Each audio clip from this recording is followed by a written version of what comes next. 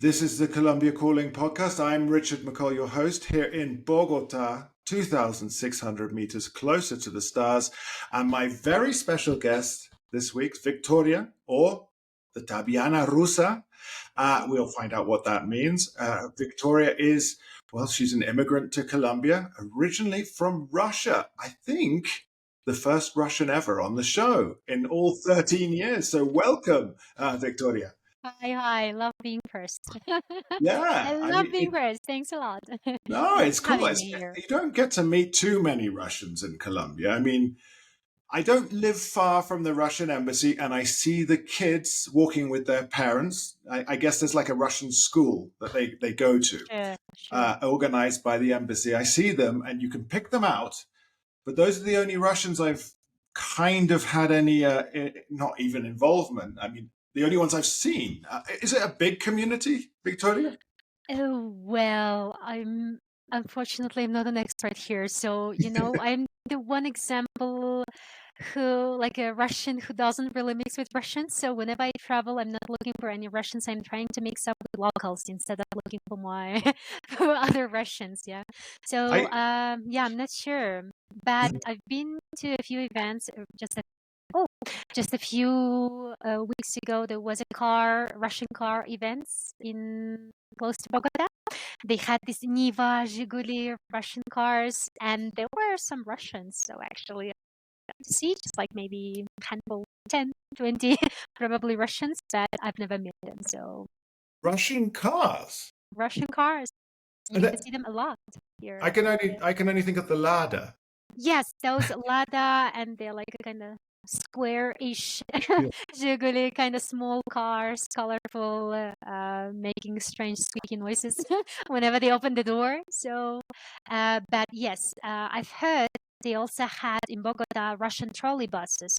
So these cable buses back to the Soviet Union, they would like export, probably exchange some coffee or some salt. I'm not sure whatever connections they had, Russians and Colombians had, but yes, they do.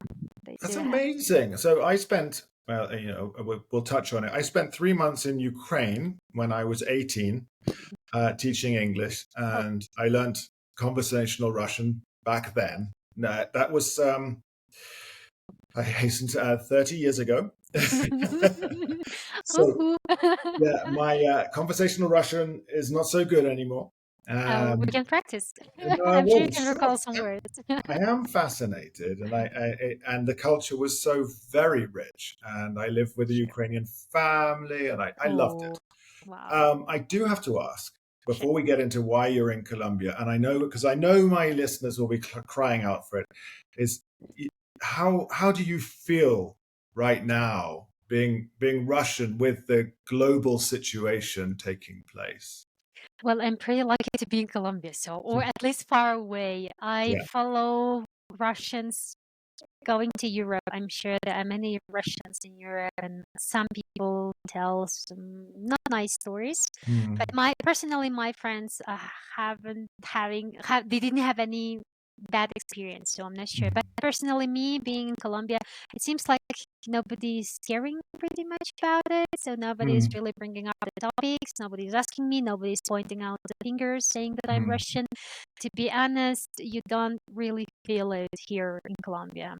So Because there's not I mean, any.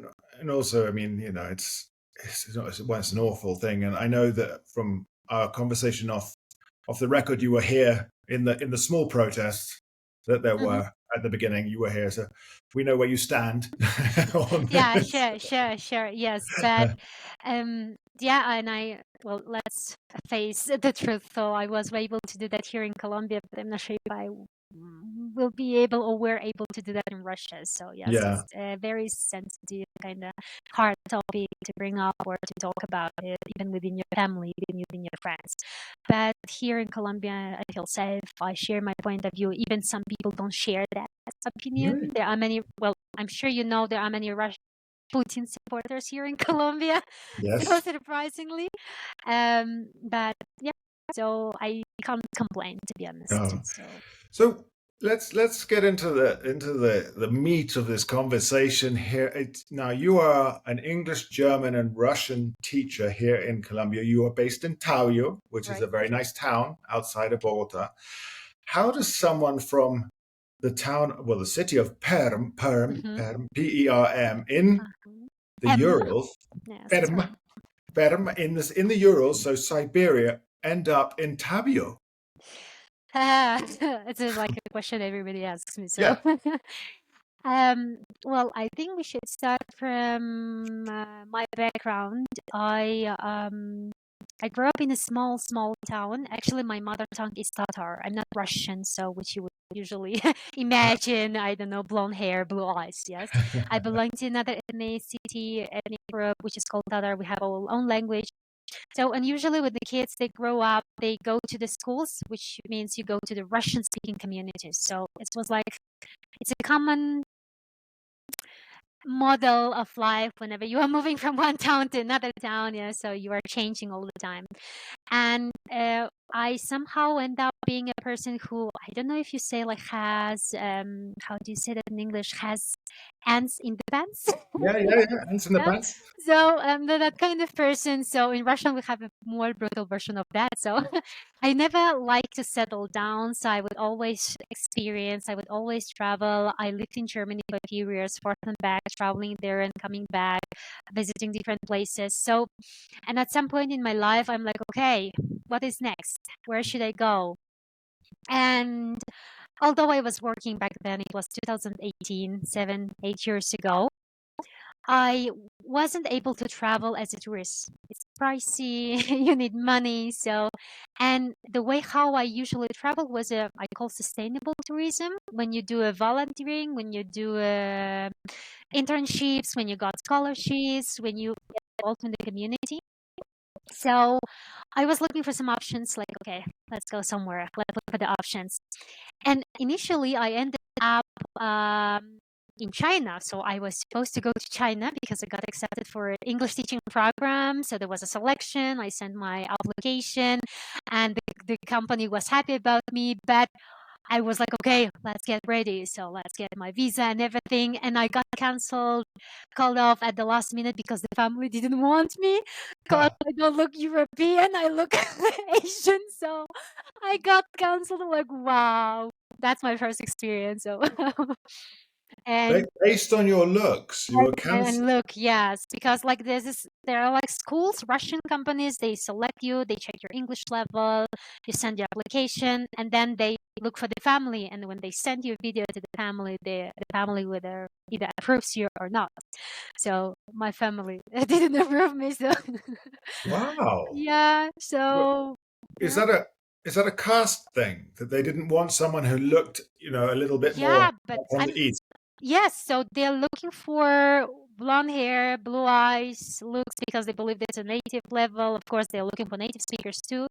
But well, that was at least something that the company told me. This Hmm. is what I was told. Well, and then I started looking for another options. I didn't get approved for European programs, a few programs, and I got invited for volunteering here in Colombia, Ah, teaching languages in Tabio. So in that was Tabio. mhm. So, I mean, it's always been Tabio then. It's always been Tabio. I had a chance to move to, well, I was supposed to spend a few months here and then move to Sibaquira, if you Uh-huh. know, it's a Yeah. Cogua, closer towns.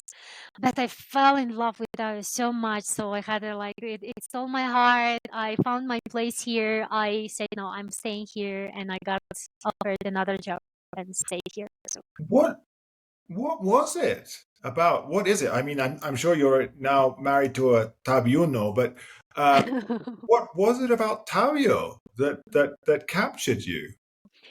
Uh, a few reasons, a few points. First of all, I'm also from a small town. So I grew up in a small, it's not even a small town. Tabio is 25,000 inhabitants. I grew up with the people like 1,500 in my small village. So, like this countryside, it's something close to my heart. Something I grew up, although I lived in the big cities in Germany, in Berlin, Hamburg, my city though. Now, my heart, this is where my heart lies. So Mm. probably. And the second reason is the connection. So because it's a small town, you get to know, especially a person like me, I am very active, communicative. I build up quickly relationships with people. So I was pretty lucky to meet people with the same interest. For example, I think the first week I met an artist from the town, and then they invited me over, and then they introduced me another artist, and then they introduced me another musician, and then another writer, and another travelers. I don't know. I got like restaurant owners from Mexico, a guy from Switzerland who was doing his volunteering. Like they built me with this super community, and they know each other, of course. Yeah. And I felt so calm, so warm, so welcomed. Like I didn't feel alone, you know. Mm. And you could Oh, go outside, say hi to everybody. Everybody's going to say hi to you. So that's why it's stole my all heart. right. So we know how you arrived. You arrived straight to Tabio, Yeah. and you arrived as a volunteer in a public school, or where were you volunteering? Um, well, I can do some promotion. There is a school in Sipagira. It's a language academy called More Than English.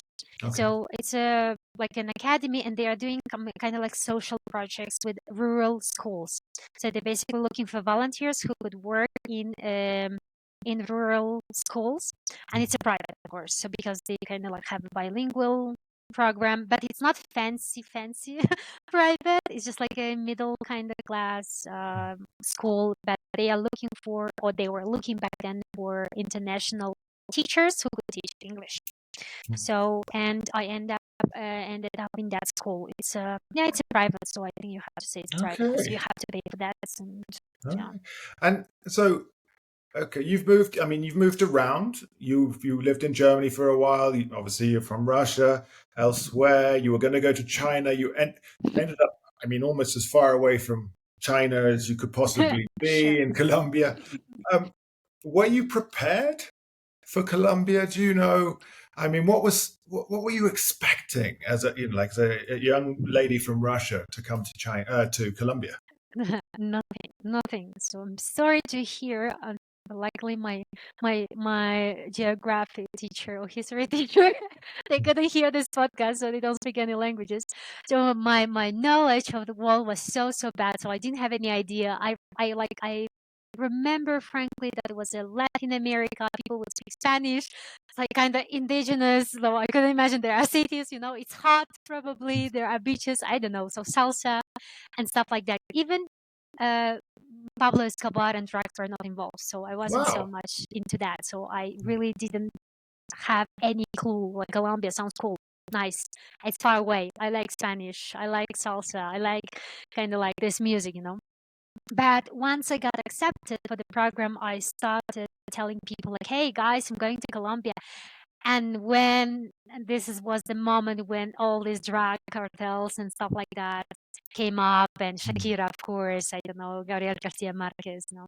But probably this is the only thing I knew, Shakira and Gabriel Garcia Marquez. So that's it. And yes, but mm, it was just like month people sharing that, but I never believed in those stereotypes. I'm like, okay, well, probably people could say anything about Russia, people could say anything about Germany, but that's not the point to stop Mm. me from getting there. So it didn't scare me much.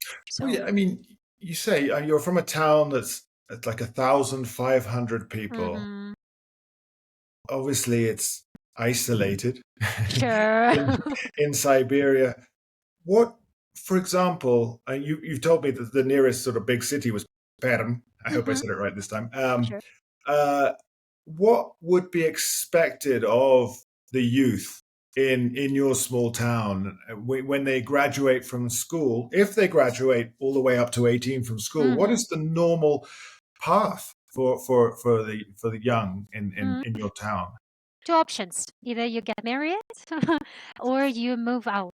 Mm, So nobody's staying in the town. So, now, for example, back then when I was studying there, we had 11 classes, 11 grades. So you could study up to 11. So now, like some towns, they don't have any schools, or some they have only until ninth. So they are moving out to the big towns. You are mm, going to the university, or you are going to the college or whatever. So nobody's staying there. So you are yeah. moving out So if you want to continue. Yeah, it's a making farming money. community, I imagine. Yes, two actually main activities: farming, and we have still oil company, which provides kind of like workplaces. That's it. So that's the only thing you can do. The Yeah. oil companies that made all of the oligarchs very wealthy. Yes, oligarchs, but not the communities or Yeah, of course. locals. No. I'm thinking of Abramovich because he was from Siberia, wasn't he? Mm, Not sure whatever, but he made a lot of money sharing with Yeah. that business. So yes, But this is the thing. What I'm really getting at is that there was no reason for you to know too much about Colombia coming no, from. Uh, not at what is all. the name of your town? Come on, let's hear it. It's just like it's not even on the map. It's it's called Karayova. Karayova. Kariyova. There we go. You are Kari- pretty good. Kariyova. Pretty good. Yes. I'm gonna have a look now. Kariyova. Karayova. Kariyova. Mhm. Um, I'm gonna look at Perm and then I'm gonna start zooming out. Good luck. Good luck. It's like 200 kilometers from Perm, if I'm The not mistaken. distances are so ridiculous. Um, but so that I mean, you had no reason to. Obviously, one expects, and having to spend some time in Germany and so on, then you get exposed to let's say more international stories. But it's quite refreshing to know that your first knowledge of Colombia is not Pablo Escobar and cocaine. That's something nice to hear. I mean, Shakira, Sure. Gabriel Garcia Marquez. How refreshing! Because in London, it would all be Pablo Escobar. I mean, let's be entirely honest. Sure.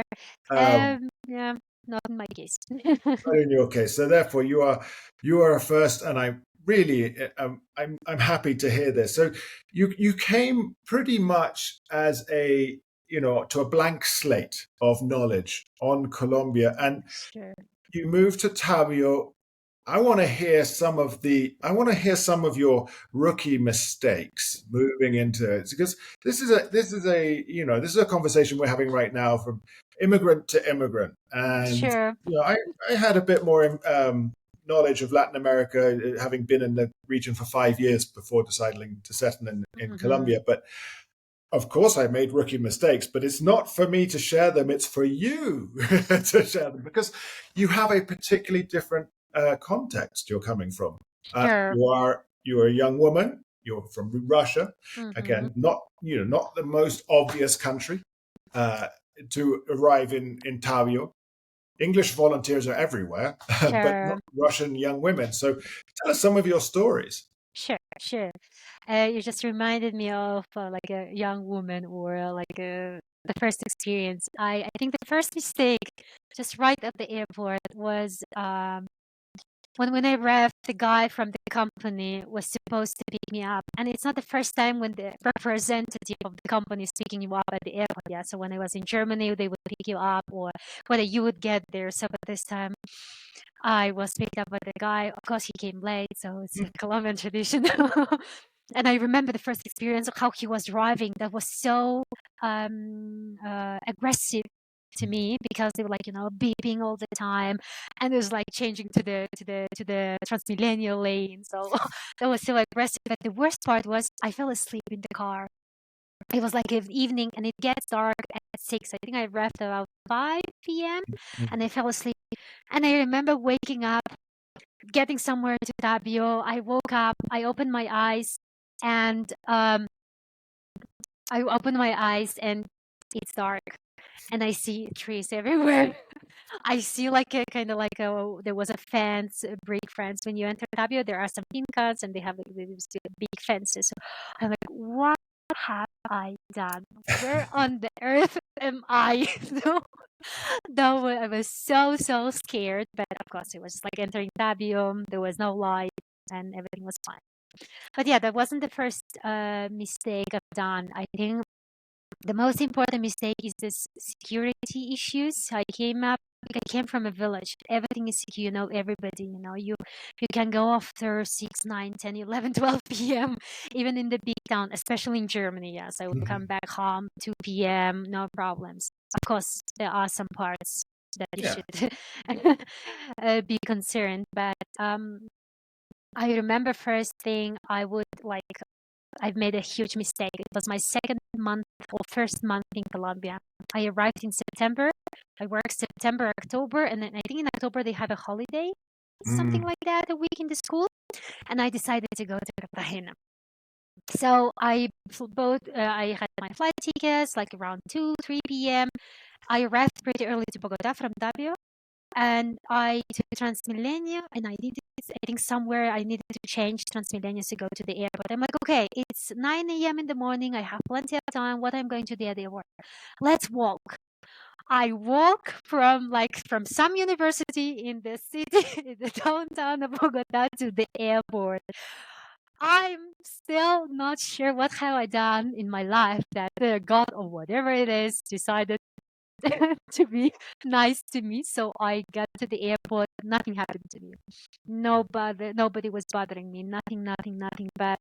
People would have big concerns. Yeah, no, I'm thinking about where you might have walked from a university. If there were I'm ones in the center, you would I'm not have sure if walked. it was a center. I can't remember back then. So there was like a You would have Transmilenio walked down goes. the 26, which takes you down some pretty unpleasant areas. Yeah, sure. So it was like a huge university, and then you took right, and there was some monument with to the soldiers. I'm not sure what kind of monument it was. So you pass by that monument, and then you go Okay, to the airport. so I've got it in my head. You left the National University, and if you turn right, then it's the monument to the soldiers caídos, I so the think fallen soldiers. yes. So you're okay, but you still don't see a lot of people walking around there. Yeah, sure. So yeah, that was I think my first mistake. So I would I would do that in Tabio too. I would go to the parties and I come back along. Well, it's just the downtown area, but still, so I wouldn't Yeah, have any concerns. but Tabio's fine. Tabio is fine, exactly. Yeah. In that sense, Tabio was it's considered to be one of the safest towns. I'm not sure if it's still the same. Mm. The second thing I think also, well, I'm not sure if it's a mistake, but coming from Russia, people, that people are serious. You can't really make it's hard to break the ice, yeah, Yes. so like people not smiling much, or they're not calling you like mi amor and mi reina. But when I came here, I remember my first time when I went to the restaurant or something, and they're like, oh, mi amor, ¿qué quieres? ¿Cómo estás? So they're so sweet to you, and all people are sweet to you, and you probably might confuse that with a friendship, like Mm. a kind of affection, and you would like, oh, we are friends, so we are, but it's not. It's just like the way being polite, and you would probably expect them to be kind of like having or building friendlier relationships to them, which is not always like that. Mm-mm. I mean, it's not a bad thing, of course, but you are a foreigner, you want to make friends, you want to grab every chance to have nice people around you. So, and I ended up like trusting people, like, oh, it's not very nice. Or whenever I need help, I'm gonna talk to that person. And whenever you're trying to reach them, nothing. They're like, Yeah. oh, who you are? No, I don't know. So I don't know you. So That's a tough one, because that familiarity about sure. being so nice, yes, Mm-hmm. but whomever, and you do think that you've crossed that threshold of friendship and that you can Sure. call up, and then suddenly you are just another figure and you are just Exactly. another person. Mm-hmm. That's something that's culturally very interesting because I I even think of Bogota. It's a big city. I've lived in Bogota a long time, but I love it here that we all say hello and good morning to each other. And but I would never consider now, obviously, all those people that you say hello to and good morning and how are you and ask their friend, they're not friends. Exactly. The Mm-hmm. people that I have interactions with. Yes, exactly. Yeah, that was like a disappointment at the beginning, No. let's be honest. But no, and then I remember also, well, I didn't speak any Spanish, but I would pick up some phrases, uh, especially this phrase, "Hola, ¿cómo estás?" Mm. And as a Russian, when you say "¿Cómo estás?", I'm tending to answer. And I remember people would come like, hola, Victoria, ¿cómo estás?" And I would like keep answering, and they would just like walk away because it's just a way to say hi, right? Yeah. I'm like, and my answering? No, nobody's interested in that. So yeah, that was yeah, hard truth to learn, but no, I'm fine with it. It's like when people say Q. Yeah, or exactly. sure. Exactly. For a long time, I thought I should respond.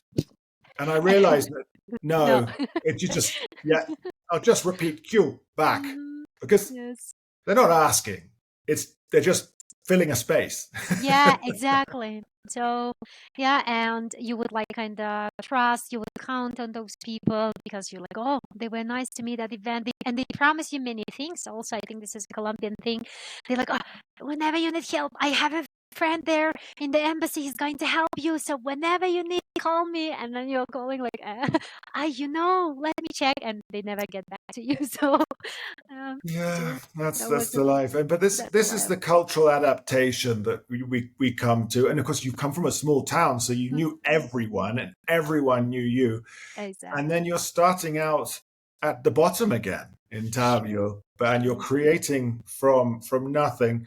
How did you? I would imagine that once you've broken down those barriers a bit, and people are inviting you to come and, let's say, spend time with the family, that it's not dissimilar to your small town, where people get together in families and chat or cook together and so on. I'm sure that there's a cultural similarity there. Mm, no, to be No. honest, to be honest, no. I was like thinking the things that I really like about Colombian culture is this aspect of Colombians that they really have this familiar, strong familiar relationship, family relationships, which wasn't the case for me. Ah. Although but I think it's not because I'm wrong here. Actually, I'm wrong here. It's a cultural thing, but it wasn't case for my family. Hmm. So it wasn't the case in my particular family. If you would look at some people around me or my relatives or some people I know from my town, yes, that was a thing that they would do. They would gather together, holidays, weekends, but it wasn't the case for me. That's why in my family. So that's why when I Okay. came to Colombia, I So this really is a loved personal it. difference. I think it's a personal, yes. That Uh, was probably a mistake. So I just consider that it's a common thing, but it mostly was in my family. Sure. because again, I come from an incredibly small family, and we were always spending times with friends and so on. But Mm-hmm. when I spent time in Kiev, uh, we were always round at at family members' homes, Mm. and they were always cooking something. And actually, I have to say, the food wasn't great. Forgive me. Was great.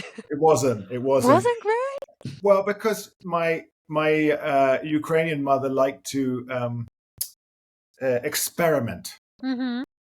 and that didn't mean experimenting with things that naturally went together.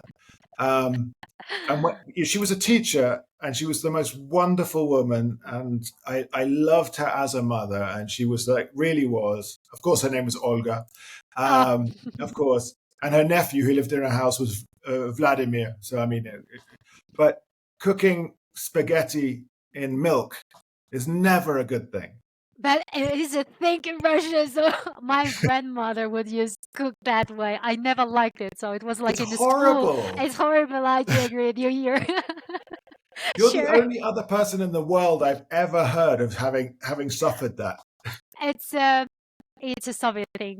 Yes, that's a Really? Soviet thing. I remember when I went to school, we would have lunch. Like the school would prepare meals for you, and one of the foods I never liked it was a soup, milk, and with spaghetti. Sometimes then it somehow transformed into spaghetti with milk, I think. But at the beginning, it was a milk with spaghetti in it. So that's the worst thing ever, to be honest. So it's So like a I mean, I guess we could translate that being into the Colombian equivalent of changua. yes, yes, yes. I know, like it. Sorry, come What? on. But Milk doesn't belong in a soup. sure, I agree. I I'm couldn't agree more. I'm so happy that this was a Soviet thing and it wasn't just Olga No, no, no. subjecting me to this awful food. But see, when I was there, it was 1995. I was born. I was Oh, 1 year old. God. You see, so Ukraine was only recently independent, Yes. and there still wasn't, there wasn't sort of market access to everything. And there Sure, were almost no restaurants or anything. So sure.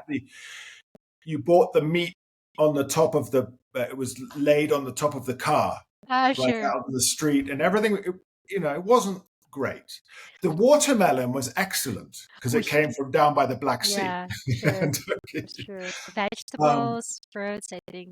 and the pierogi, We that was that great. makes my heart. Mm-hmm. That was great. Yeah, And sure.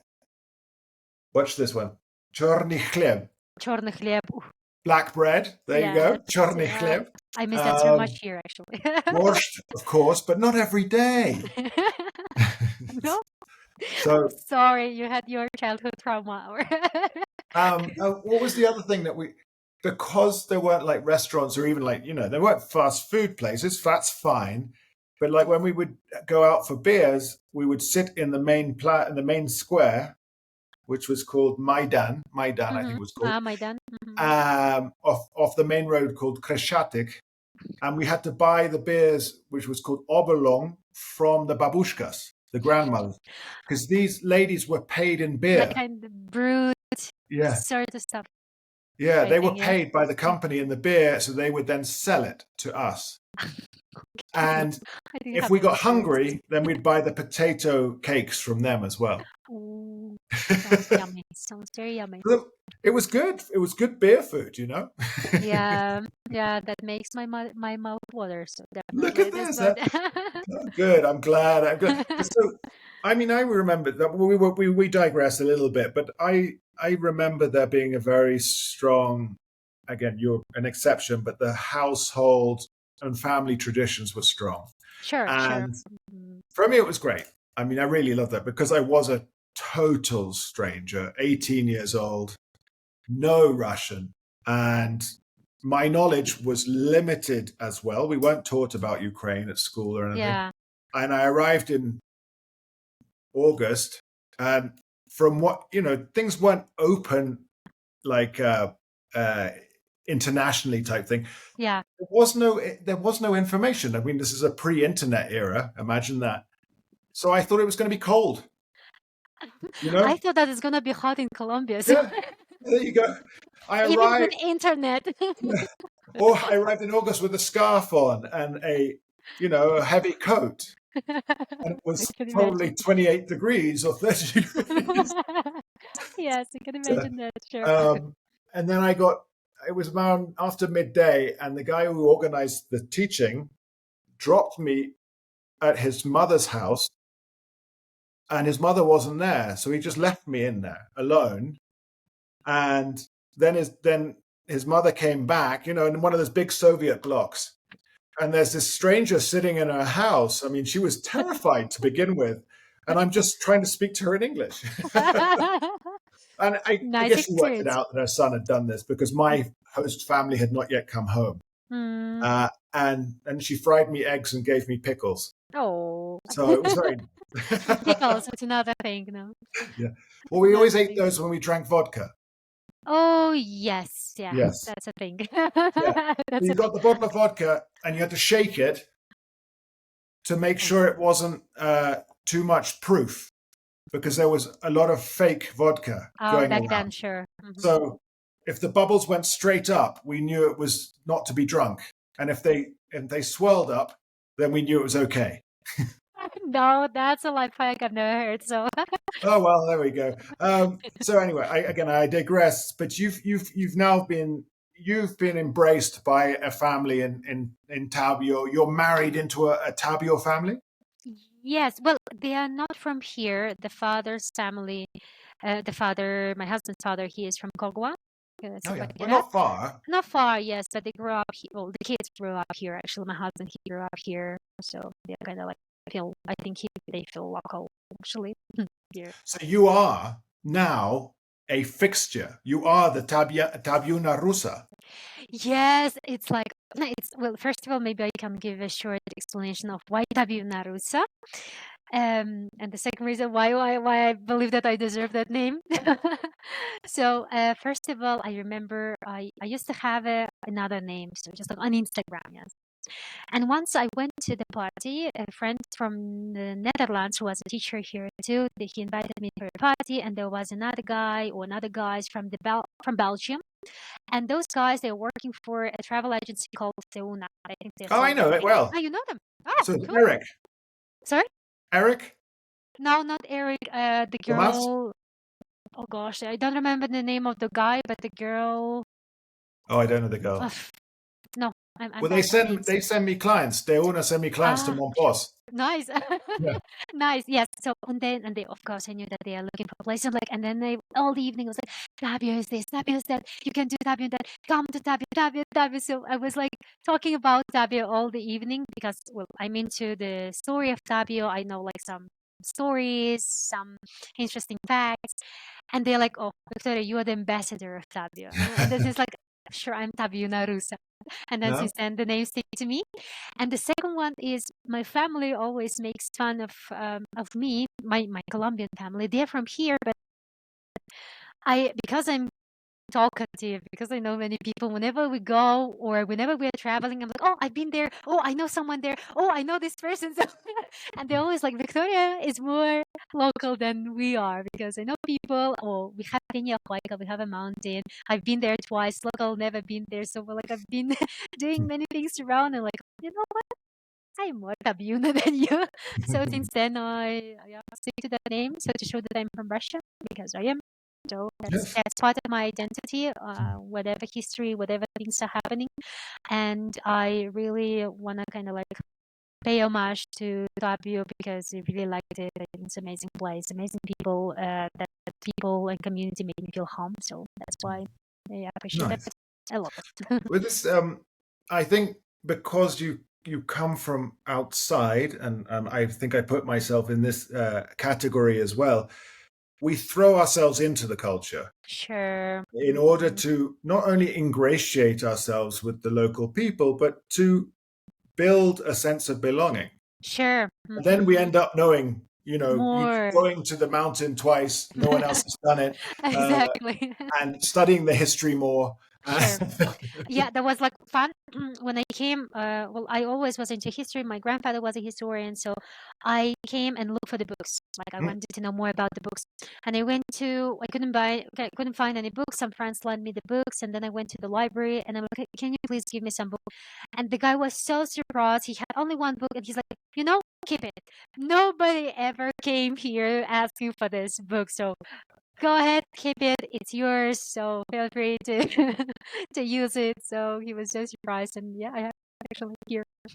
You got the book. Well, yeah, I think well that many years ago when I first came to Colombia, second time, and I was writing an article about Medellin, and I went to the library in Medellin, and this is we're still in the early 2000s at this point, and I said I'd like a book on the city to be able to, and they didn't have one, and it's that's so for you to find something in Tabio is great. Yeah, sure, sure, sure. So for the small town, so just yeah, the Tabio. So it's a miracle.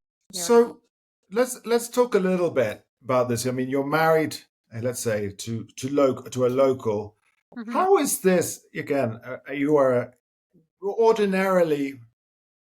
I got to put this carefully. Ordinarily, we find that the people who are marrying here are, foreign men to Colombian women, Mm-hmm. and how is it, from your point of view, a foreign woman to a Colombian man? It must be different as well. I mean, there are all sorts of different conditions. This is quite a macho society. And you Yes. sound like quite an independent soul. Yes. Yes, that's true. I didn't have any high expectations so here because well that one of the stereotypes that runs around women were like all over the place, Latino guys, like of course they're handsome, they're like, I don't know, looking nice, but also you really wouldn't trust them, yes, because like they would look at you as a victim. So which I think was at the beginning. I had a lot of attention. Guys would like, try to hang out with me, invite me over, expecting that another gringa, so let's hang out. I think that was something that you commonly meet. Hmm. But luckily it wasn't case to my husband. So my husband is I say I am the worst Russian because I'm always cold. I don't drink vodka. I'm like a Putin patriot. I'm the worst Russian, and he's the worst Colombian because he doesn't dance salsa. Like he doesn't really like Colombians are very communicative. He's not like that much. He wouldn't like go out with every girl he would meet. I don't know. He wasn't kind of like typical expectation, typical stereotypical guy. So, and that's why something worked out for us. Although at the beginning of the relationship we didn't plan to stay together, I'm like, okay, I have 9 months. Let's try it out, whatever it's going coming out of this, and yeah, we ended up getting married. So, It's a so nice story. mm. It's a nice story. I in the newspaper El Tiempo, I think it was yesterday or the day before, or whenever this comes out, there was a story about an English lady saying that she couldn't keep up and presenting herself here in Colombia like Colombian women present themselves. Very, let's say, going to I'm not saying a good thing or bad thing, I'm just saying going to getting a manicure every week, you have to make sure their hair is perfect, make sure they don't leave the house in pajamas and so on. Is this something that affected you at all? No, because back to in Russia is the same. So I think in that case, Russian women and Colombian women pretty much alike. They look beautiful. They look amazing. They're taking care of, manicure, pedicure, nice look, nice outfits. But I've never fit in that culture, especially living in Germany. So especially in Germany, I've learned like I can embrace myself. I would wear something I like. I barely wear makeup. I barely go to fix my nails. I'm so sorry. So whenever my mother-in-law, she goes to fix her nails, whenever event she goes, she's fixing her nails. And the last time I made it was my wedding. That was 5 years ago. I made it once and I never did it. So that's why it wasn't a problem for me. So I didn't feel affected that much. So I think it's also because being a foreigner, you already feel advantage, kind of like leverage, So I know that I was different just because of being a foreigner. You stand out. You don't have to stand out because of your appearance. You stand out because you're not from here. Whenever you open your mouth, so everybody knows you're not from here. So that's why. I can't see you. Are you a tall person? No, I'm short, Okay. and I was also very fat. Now I'm like kind of thinner, but it was like I had cheeks. I had like whenever I smiled, my cheeks would touch my glasses, and I was like a cutie pie. And I wouldn't say I like myself back then, but my I'm sure, but it's contradictory. But I stopped liking myself because I came to Colombia.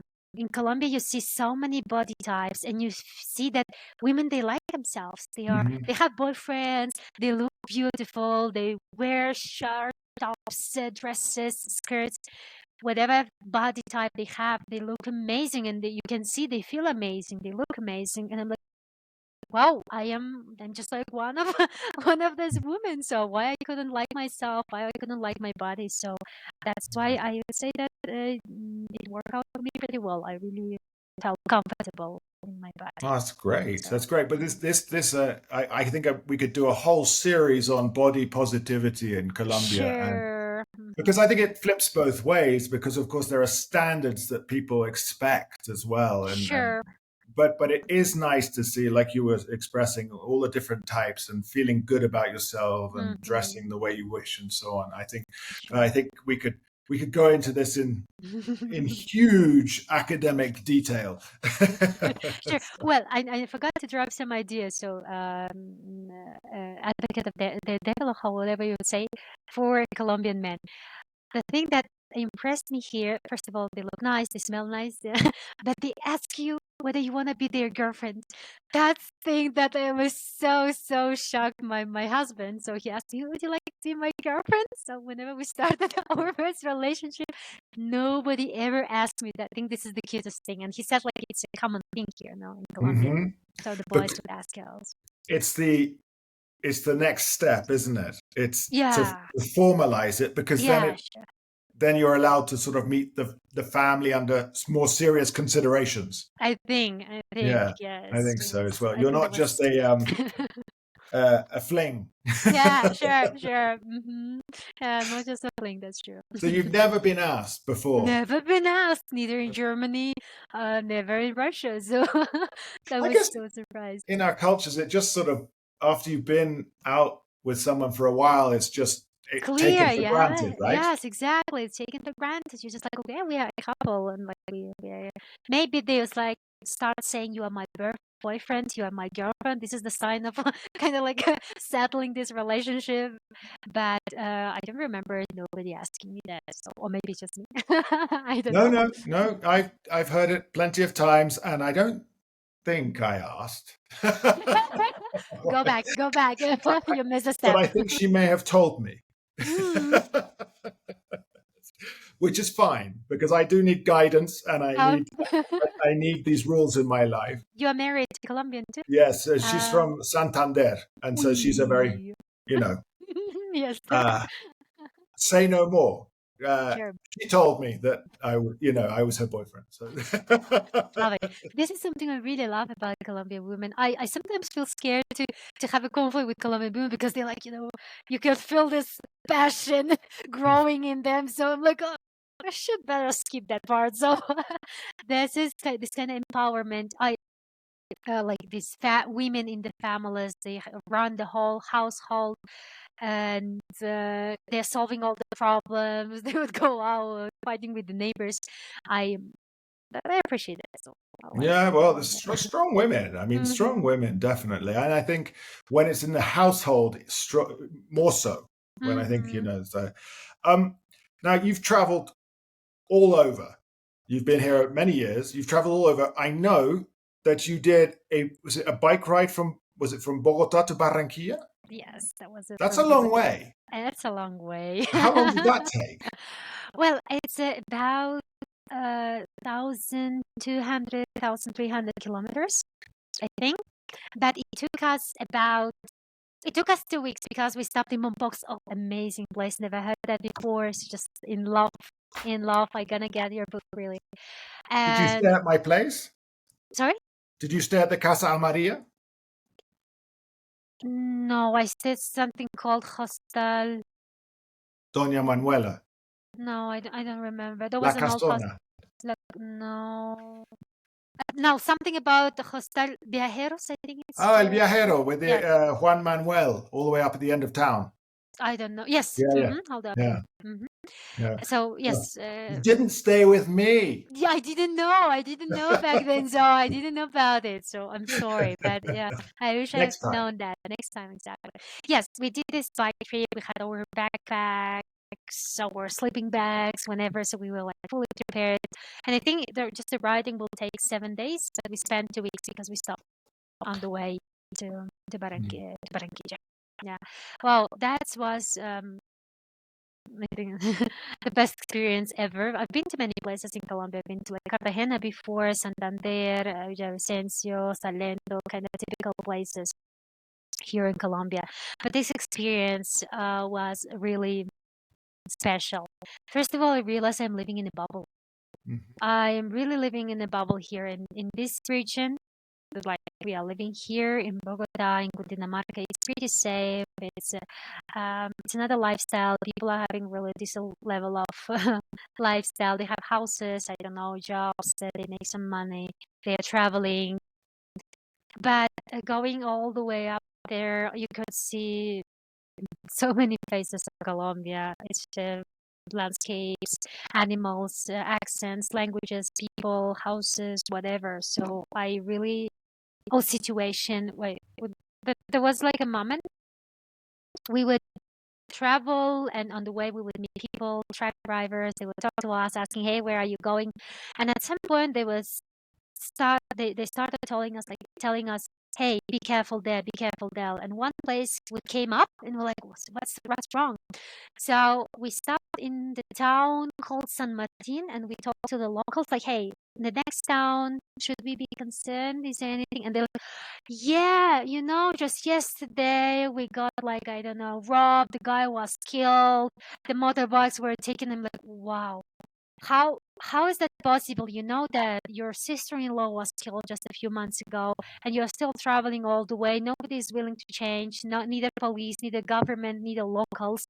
I'm like, wow, that is Colombia. Yes, just I, 5 kilometers, and you are in a different climate zone and in a different lifestyle and different country, basically. So, it gives you the opportunity to see again that different prism of Colombia. It's sure.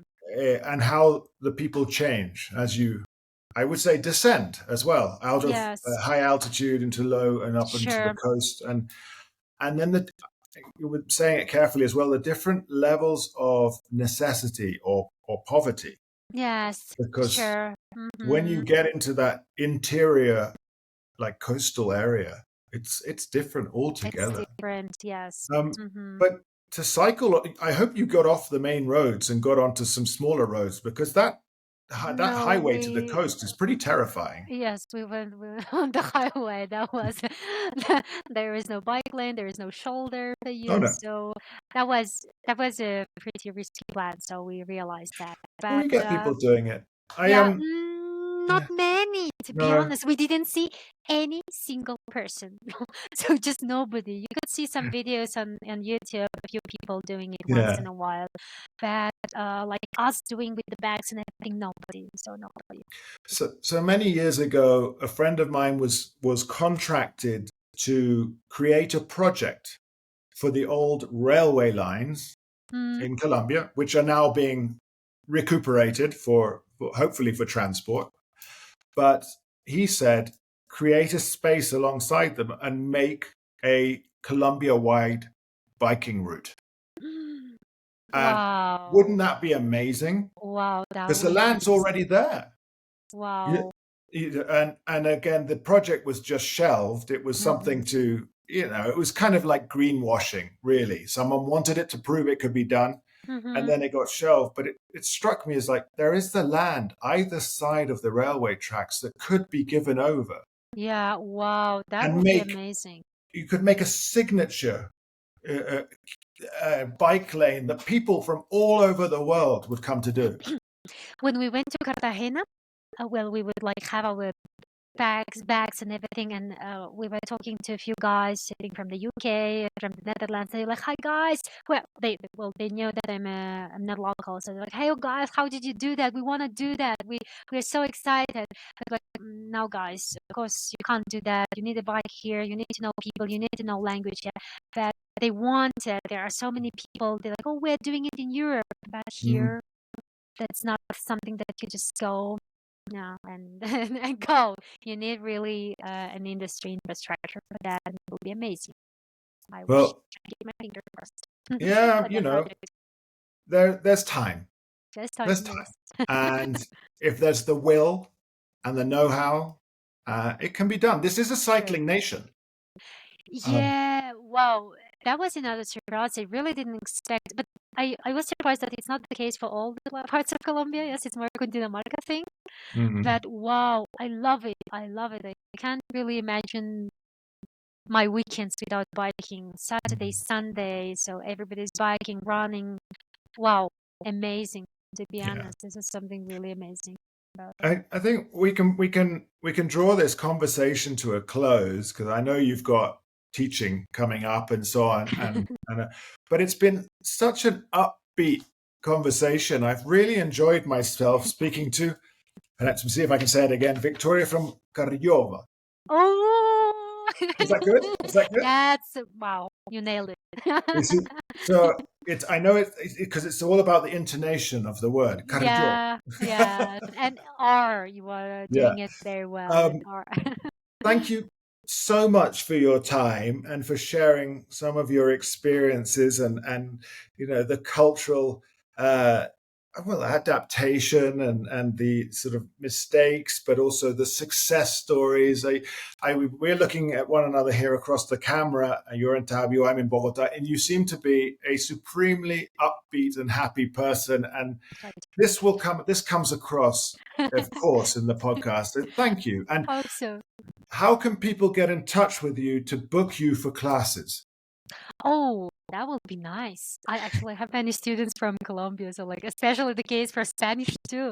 The like people who move to the US, the kids are not speaking Spanish and they need Hmm. Spanish, or otherwise the parents are looking for some English help.